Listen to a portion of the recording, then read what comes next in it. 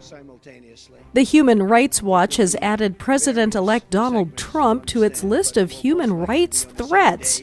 In a 687-page report, Executive Director Kenneth Roth wrote, Donald Trump's election as U.S. president, after a campaign fomenting hatred and intolerance, and the rising influence of political parties in Europe that reject universal rights, have put the post-war human rights system at risk. Trump's campaign flouted proposals that would harm millions of people, including plans to engage in massive deportations of immigrants, to curtail women's rights and media freedoms, and to use torture. Now the poor guy, you got to see this guy. Oh, I don't know what I said. I don't remember. He's going like, I don't remember. Oh, maybe that's what I said. This is 14 years ago. They didn't do a retraction. That reporter he is talking about is Serge Kovaleski, who now works for the New York Times. As you can see right there, he suffers from a chronic condition that impairs movement of his arms. A Times spokesman says they find it outrageous that Trump would ridicule the man's appearance. Believe in punishment for abortion, yes or no, as a principle? The answer is that there has to be some form of punishment. For the woman? Yeah, there has to be some form. Donald J. Trump is calling for a total and complete shutdown of Muslims entering the United States until our country's representatives can figure out what the hell is going on.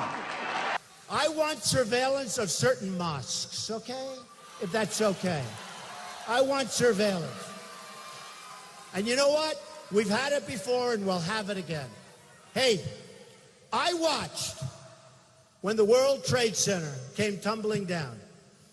And I watched in Jersey City, New Jersey, where thousands and thousands of people were cheering as that building was coming down.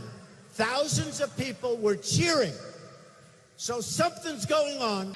So no videotape about, thousands of people celebrating doesn't exist. And we really looked everywhere. I mean, it's just not there. Don't ask me about waterboarding.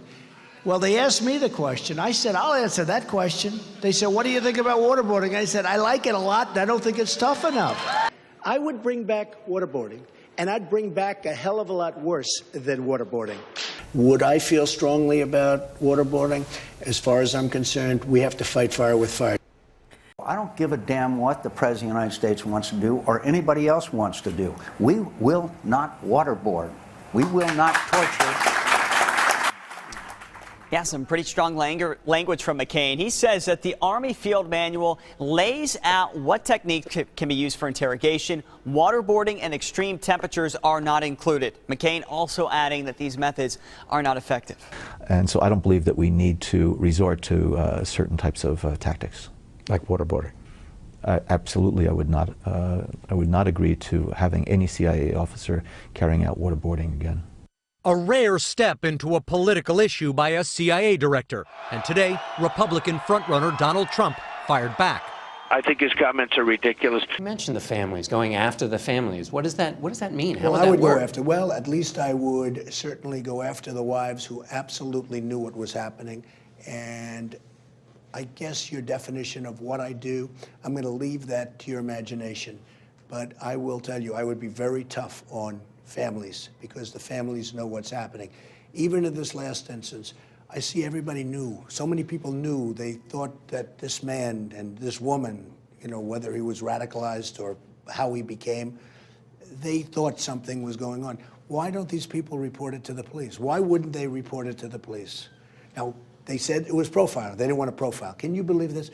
They didn't want to profile, even though they thought something very bad was going on. His sister said she didn't know what was going on. She was crestfallen for the victims here. I probably don't believe the sister. You don't believe the sister. So you'd go after her? I would go after a lot of people, and I'd find out whether or not they knew. I'd be able to find out. We see that happening in Ramadi. The other thing is with the terrorists, you have to take out their families. When you get these terrorists, you have to take out their families.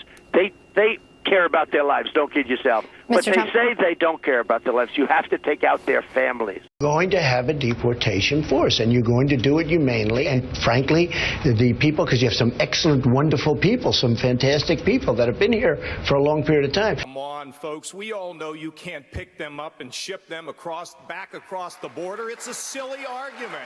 It's not an adult argument. It makes no sense. All I can say is You're lucky in Ohio that you struck oil. That's for one thing.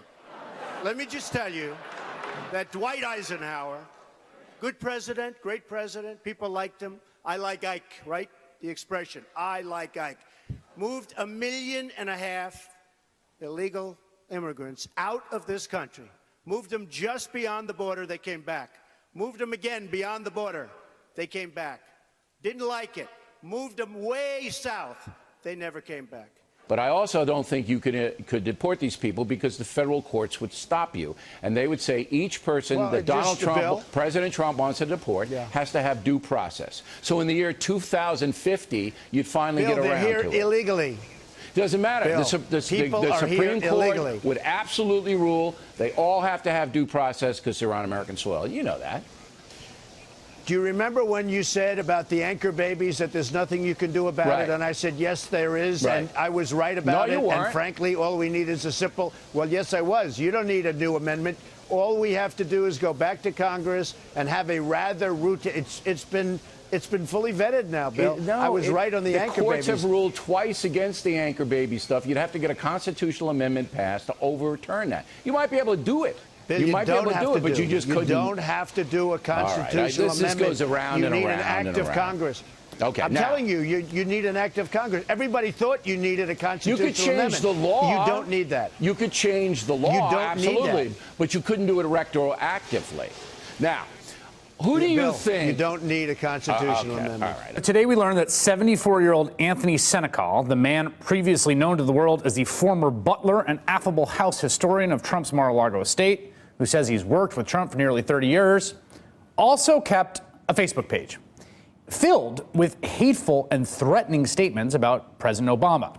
Mother Jones, who first broke the story, revealed dozens and dozens of unbelievably disturbing quotes written by Anthony Senecal. Two such comments from May 23rd, 2015, less than a month before Trump declared his candidacy, read, quote, "Joseph, I hate to say it again, but I feel it is time for the second American Revolution. The only way we will change this crooked government is to bleep it. This might be the time with this Kenyan fraud in power." Another one, "Not me, Terry. With the last breath I will help rid America of the scum infested in its government. And if that means dragging that bleepless bleep head from the White Mosque and hanging his scrawny bleep from the portico, count me in." I think he ought to be hung. I think he should be hung. I think he should be hung next to Hillary Clinton, and I think it should be public. I think it should be televised. I think it ought to be done from the portico of the White Mosque.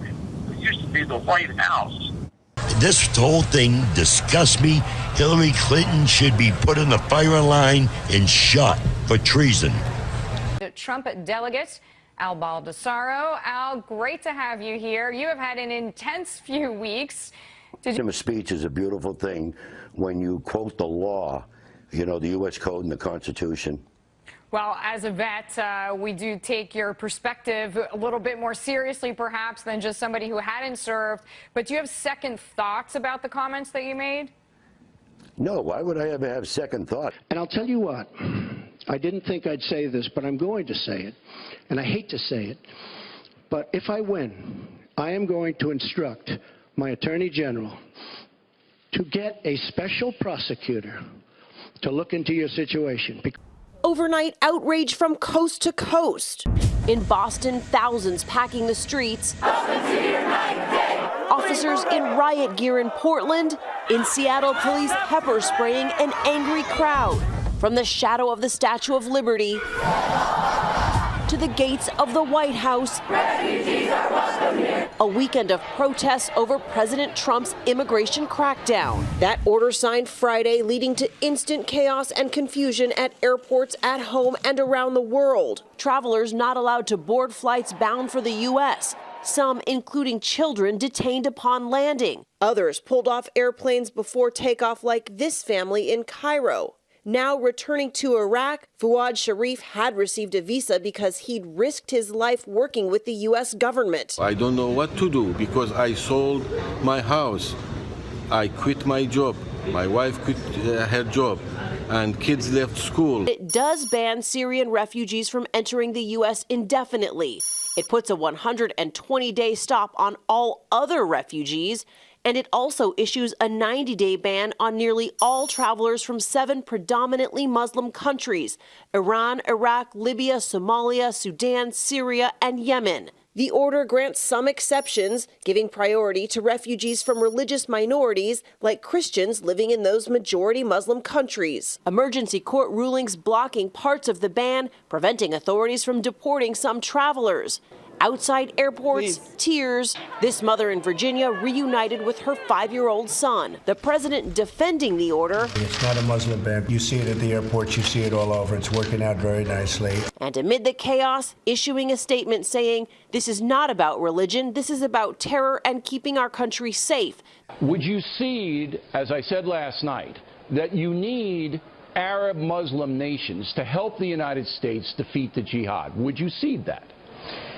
No, I don't, but I do think it would be very helpful. And no, but I do think it would be very, very helpful.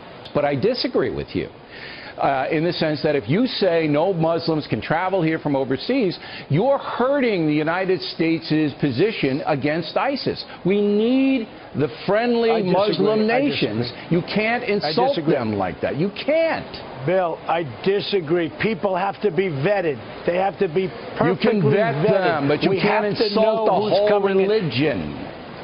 We're not insulting. This is about security. It's not about religion. This is about security. We cannot allow people to come into this country that have horrible things in their mind. All right, everybody agrees with that. On. I don't think you thought through the unintended consequences of banning an entire religion from coming to the United States. Just my opinion. Let me roll something for you. Go ahead. I thought through everything. Believe me. Okay. I thought through everything. Look at what's happening. I thought through everything. And again, I've had calls from friends of mine who happen to be Muslim saying, you're the only one with the courage. Bill, they said, you're the only one with the courage to say it. They all know what I'm saying is true. We want to win the war against ISIS and the jihad. You've got to enlist Muslim nations to do it. Insulting them en masse is not the way.